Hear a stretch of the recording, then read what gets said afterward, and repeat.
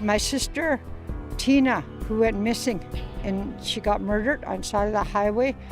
She went missing coming home and then going back to her adopted place in Regina, and she never made it.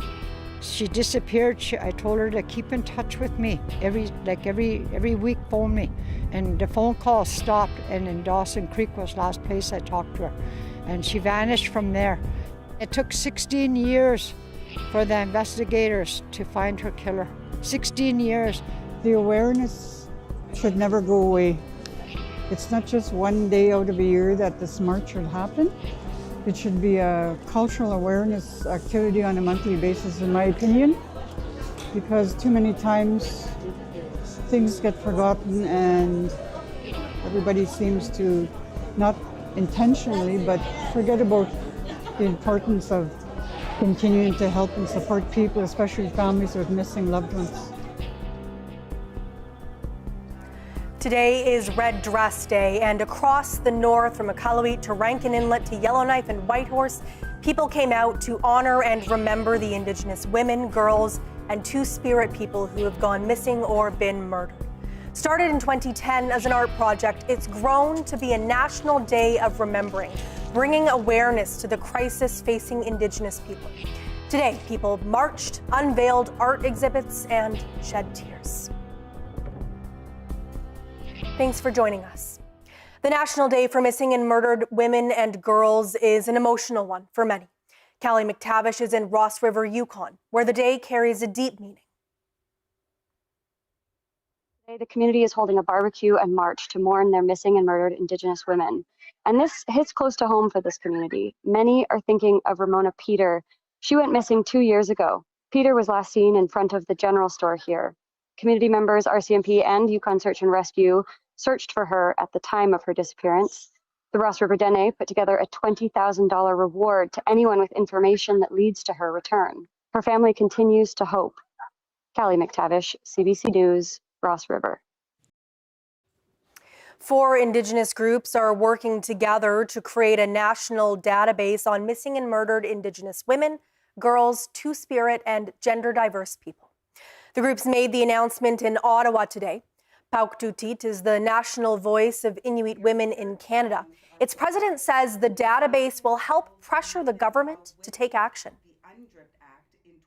This project aims to raise public awareness about the severity of the crisis and advance advocacy efforts to pressure the Government of Canada to immediately implement all 231 calls for justice.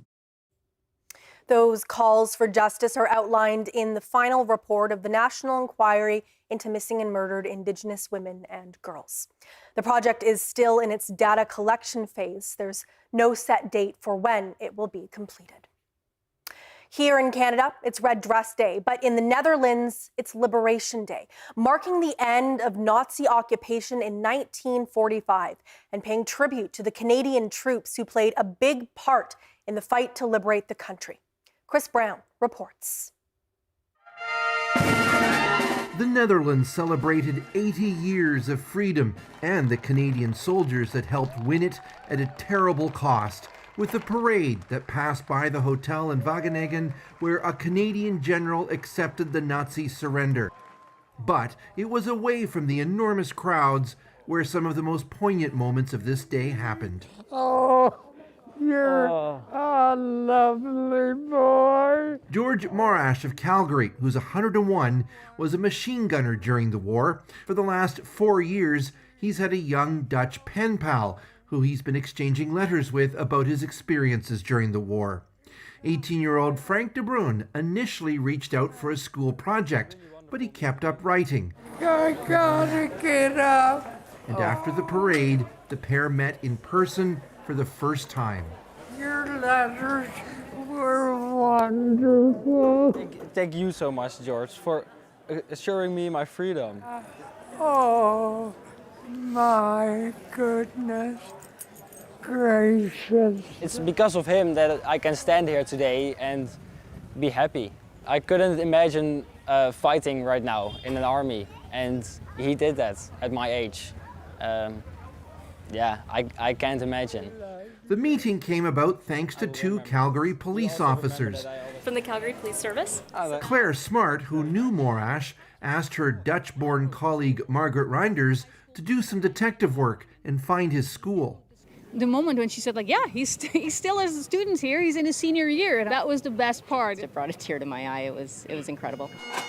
It was also an emotional day for 99-year-old Jack Rossiter, a veteran of the Seaforth Highlanders of Vancouver. Rossiter fought his way across Italy and later Holland. Members of his old regiment found him at a hotel and gave him a moving musical tribute. This to me is just a real shocker. I never thought I'd meet with the gang again. And these new personal connections may endure past this emotional weekend. Both Frank and George say they plan to keep writing to each other. Chris Brown, CBC News in Wageningen.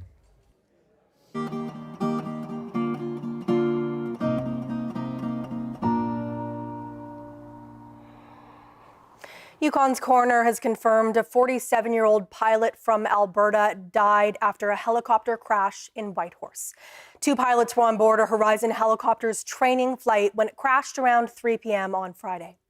In a Facebook post, Horizon Helicopters confirmed the fatality and offered condolences to the family of the deceased. CBC News has not been able to confirm the status of the other pilot who was on board. The Transportation Safety Board of Canada is investigating the incident. An investigation team has arrived in Whitehorse on Saturday. Two Yellowknife schools were closed today due to a case of measles. Students at Welladay Catholic School and École St. Patrick High School were kept home today because of that case. The schools were closed as a precaution while officials figure out if they have enough staff with proof of vaccination. The two schools aren't the only places in Yellowknife where people may have been exposed to the measles. The NWT's Chief Public Health Officer is also warning about possible exposure at École Sir John Franklin High School, the Range Lake School Gym, and Breakaway Fitness, among other places. A full list can be found on the GNWT's website. Measles is highly contagious. Symptoms include a dry cough, runny nose, and sore throat, and the characteristic blotchy rash that usually starts on the face. Progress is being made in the northern Alberta hamlet of Fort Chipewyan on a Transport Canada facility known locally as the Big Dock. The site made headlines last year after Indigenous community leaders expressed their concerns about chemical contamination. The Big Dock is important to the local community as a means of evacuation during emergencies and also for swimming, fishing, hunting, and harvesting. The cleanup of the site should happen next summer.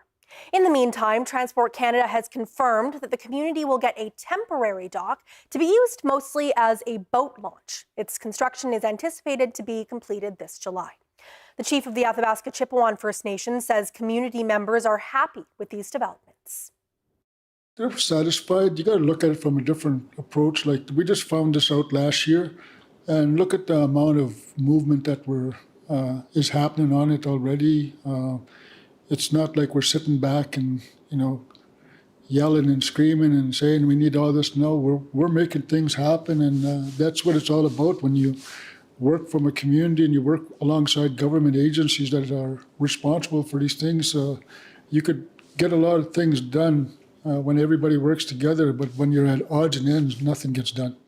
The community became aware that the facility had been contaminated with various compounds, including metals and hydrocarbons, after a 2017 report. Both the temporary dock and the Big Dock will continue to be owned by Transport Canada. The city of Yellowknife has a new mayor. Ben Hendrickson was appointed by a majority of councillors at a special council meeting this afternoon. The job opened up after Rebecca Alty became the NWT's Member of Parliament. The CBC's Nadir Hashmi reports. I'm delighted. We have a year and a half left of our council term, and we have a lot of work to do in that time. That's Ben Hendrickson, Yellowknife's new mayor. He won over two other candidates, Councillors Garrett Cochran and Stacey Arden-Smith. Council could have held a by-election, but instead chose to appoint a current councillor. All voting councillors chose Hendrickson except Steve Payne, who supported Cochran. Councillor Tom McLennan said it's important to have someone who can bridge governance and administration and believes Hendrickson is the best fit.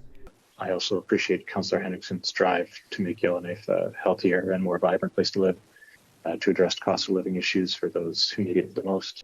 Payne wanted a by-election because he thinks Yellowknifers should choose their mayor. I want to put the power back into people's hands. In regards to the cost of this, in the grand scheme of things, whatever this costs, it's not significant. You know, having a full democratic process is worth spending the bit of money on.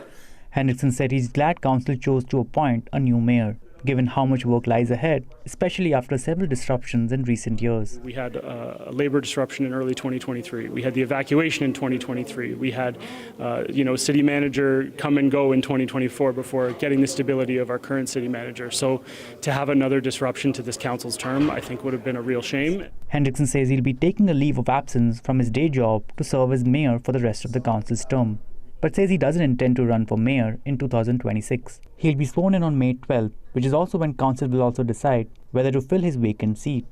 Nadir Hashmi, CBC News, Yellowknife. Canada's 3 northern premiers want to remove trade barriers between provinces and territories. They discussed the issue during a meeting over the weekend in the Yukon. Prime Minister Mark Carney has previously said he hopes to remove the barriers by Canada Day. Nunavut Premier PJ Akiaguk says one area the northern leaders are aligned on is the movement of workers. If you're a nurse in Newfoundland, I'm sure you could come up to the territory as well to do the exact same practice as that. And just for us to start looking at opportunities to streamline a lot of these barriers that were there to allow us to bring these professionals where we've struggled as well to bring in, whether it's nurses or doctors, among other things. The premiers also brought forward the concept of a territorial trade zone with the rest of the country. Akiaguk says any initiatives would have to consider existing agreements with Indigenous governments, like the Nunavut Land Claims Agreement. Prime Minister Mark Carney is getting ready for Tuesday's high-stakes meeting with Donald Trump. This is his first official trip to the White House after winning last week's election. Kate McKenna reports. Prime Minister Mark Carney on his way to meet with the president. It's his first big test since winning the election.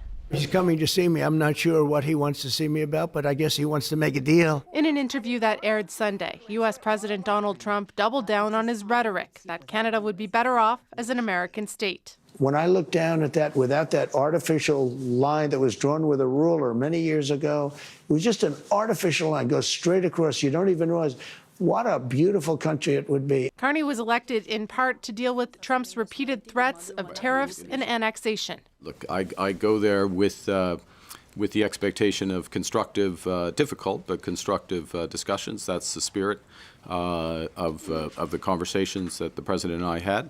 Well, I actually think there's a real opportunity for a U.S.-Canada reset here. And what I mean by that is tensions were clearly at an all-time high with former Prime Minister Trudeau. The relationship seemed to have improved after Trudeau stepped down and Carney took over as Prime Minister. The agenda includes turning the page and trying to smooth out the trade relationship between the countries. We would all love to see, a stop to tariffs as they're continuing just to cause an immense amount of uncertainty, a chill, if not a freeze, across the business community. However, realistically and practically speaking, I think tomorrow is about a reset. My hope and our hope is that this will be the continuation of a productive conversation and a productive relationship between our two countries. Prime Minister Mark Carney has said he wants to negotiate a new economic and security relationship with the United States. Some cabinet ministers will also be joining him on his trip to Washington, and he's been clear in the past, Canada will never become the 51st state. Kate McKenna, CBC News, Ottawa. Hollywood is the latest industry being targeted by Donald Trump's trade war. He's promising to slap a 100% tariff on all movies made outside the United States. The threat puts Canada's so-called Hollywood North directly in the crosshairs. Jamie Strachan has more on how this latest move could impact the film industry here. First rule is attack, attack, attack. When it comes to the movies and Donald Trump, few know more than Toronto producer Greg Denny. I spent 2 years of my life focused on Donald Trump. Denny produced the Trump biopic The Apprentice, shot mostly in Toronto. He says the president's latest tariff target of 100% on foreign-made movies miscalculates and misunderstands Canada's role. From a Hollywood studio system standpoint, they depend on Canada. This latest Trump plot twist proposes putting tariffs on all content shot outside of the U.S., longing for an era when most movies were made in Hollywood. It's an industry now that's it's really left, it's abandoned the USA where it started. And we'll get it back. Denny's latest project, the big name, big money feature Ready or Not, Here I Come, is shooting in Toronto, employing hundreds. He says movies, unlike steel or wood, are products made up by pieces and talent from around the world. You can't just slap a tariff on the content of film and television. It's not easy. And, you know, there's so many working parts. Like a lot of things out of Washington these days, this latest threat, easy to dismiss but hard to ignore. That's why many in the industry here in Canada have no choice but to take this very seriously. The president's proposal is incredibly hard to understand. In BC, home to many U.S. productions, the story dominated Premier David Eby's press conference. Try to imagine, as an American, an option for two versions of Netflix, one where you get just a handful of productions, the other where you pay $50 a month or $100 a month and you get to see what everyone else in the world gets to see. Domestically in Canada, the film industry is worth more than $11 billion annually. With this latest Trump threat, like in the movies, many plot twists could be ahead. As they say, to be continued. Jamie Strachan, CBC News, Toronto.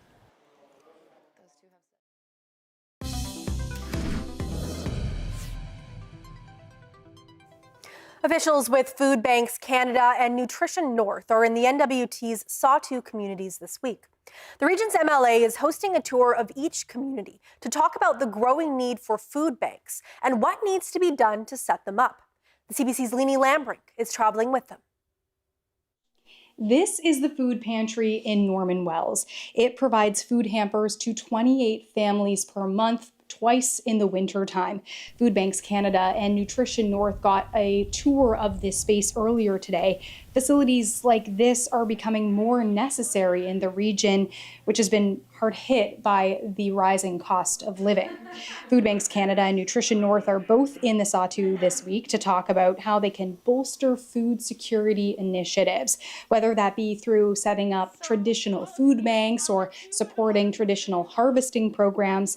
Sawtooth MLA Danny McNeely organized this trip, and Norman Wells is just the first stop. There's a public meeting at the Legion here at 6:30 tonight to talk about food security. McNeely, Food Banks Canada, and Nutrition North will then be heading to the rest of the Sawtooth. We'll be traveling with them. The plan is to be in Fort Good Hope tomorrow, Colville Lake on Wednesday, Toledo on Thursday, and Delaney on Friday. Leanie Lambrink, CBC News, Norman Wells. The idea of granting the Yukon River the same rights as a person appears to be growing on both sides of the border. Yukon First Nations citizens and Alaska Native people say doing so would enshrine needed protections. Julian Green explains. These salmon, they spawned, and so they completed their life cycle. Nika Silverfox Young says intrinsic to the Yukon River are skills honed for generations. That includes tanning salmon skins. Silverfox calls this blood memory. We've lost that ability to listen to what our land is telling us. She is screaming right now about how we need to protect her. And I feel like I'm legally, genetically obligated to protect this land. Silverfox is part of a growing number of Yukon First Nations and Alaska Native people calling for legal personhood for the Yukon River. Doing so would give the waterway the right to flow, be free from pollution, and even sue. Calls include forming an Indigenous coalition, which would lobby governments and hold them accountable. The Council of Yukon First Nations also passed a resolution. The missive puts pressure on the Yukon government to consider personhood for the whole river. Trundagwichin was one of 9 First Nations that voted in favor of a resolution on that. The water is, to us, it's life. It gives life to every living form on Earth. And it should be recognized as such. It's so imperative for us as people to continue and also reclaim our culture. We have many, many young citizens that have never seen a salmon come out of the river where we live. Premier Ranj Pillay says the territorial government hasn't considered environmental personhood. Still, he plans to discuss the issue with CYFN. Julian Green, CBC News, Whitehorse. Yukon campgrounds open later this week, but some RVers in the territory might have a tricky time getting ready for the season. George Moratis tells us why.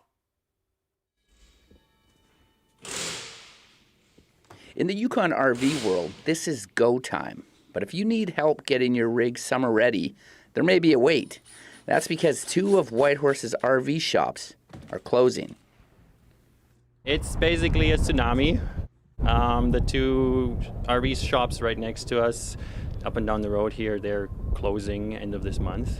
And they're sending everybody my way, which is nice, but I underestimated how many people there are that have RVs.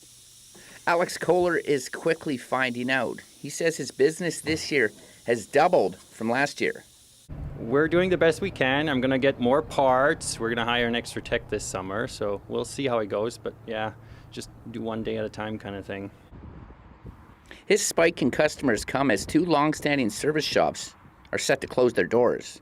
It's been a good long run. It's been 45 years, so I'm ready to retire. 5 kilometers south down the highway, Fireweed RV Services is getting ready to do the same. Later this month, they'll be closing their doors after 31 years. I've spent the last 25, 30 years. A couple years ago, Mom, Dad, and I, Dad started the business, discussed, and we decided it was about time to figure out the exit strategy, so we listed the business. So we actually had a good offer back in November, so we took it. It's bittersweet. Everybody asks me what I'm going to do, and I says yes.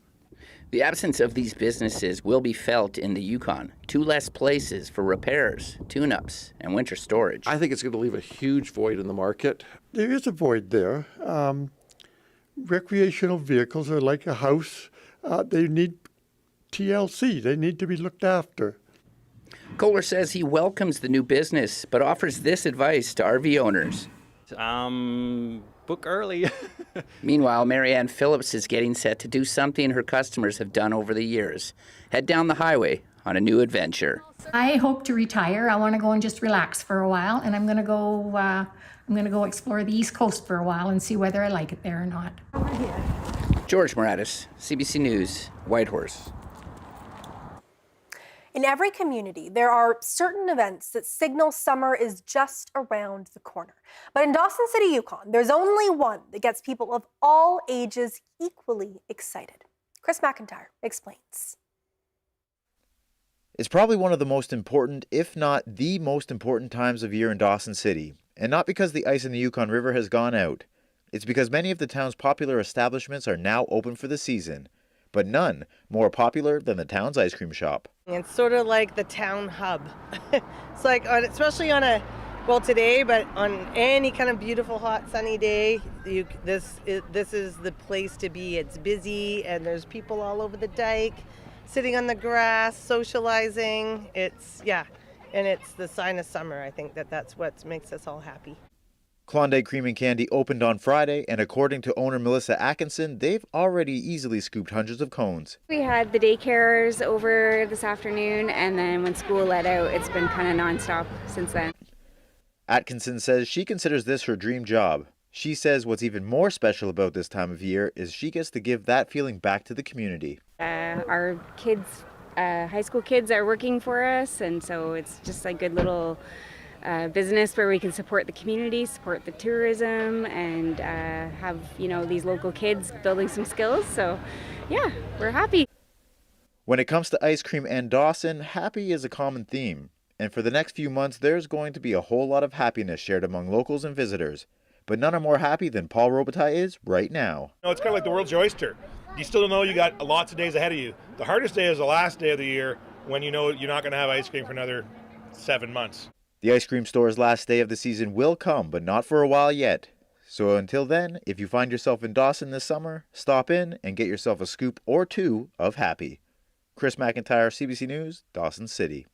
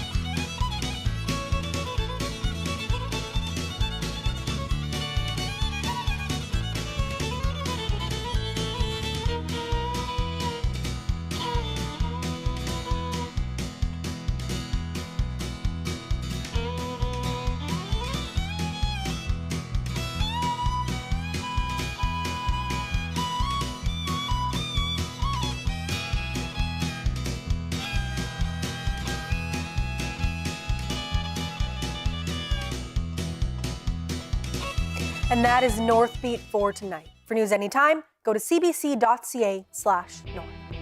Thank you for watching. I'm Megan Roberts. Have a good night.